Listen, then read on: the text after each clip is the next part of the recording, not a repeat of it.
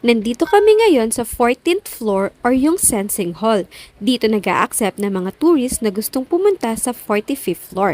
Kailangan mo sumakay ng elevator bago ka makarating sa Shibuya Sky. Hindi mo rin mapapansin ang bilis ng elevator dahil sa nakikita mo sa ibabaw at dahil sa sound effect nito. At pagbaba mo ng elevator ay naggagandahang ilaw ang sasalubong sa'yo. Pagkababa mo rin ng elevator ay kailangan mo pang umakyat ng isang escalator para makarating ka sa 45th floor. Po sa Shibuya Sky. Oh my God! 45th floor!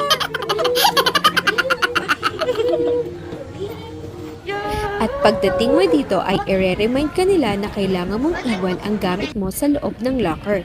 At ang locker ay nagkakahalagang hakin. Bawal po ang gamit sa labas. Tanging cellphone lang at shades ang pwede. Pati po ang cup bawal din kasi baka lumipad. Ba't hindi ka man lang nag-sharehan? Sobrang lakas ng hangin dito sa 45th floor. Pwede ka na mag-picture dito, video, or kung anong gusto mo. Pero kung mas gusto mo pa ng mas mataas, ay pwede ka pang umakyat ng isa pang escalator paakyat ng 46th floor. Doon mo makikita ang Sky Gallery.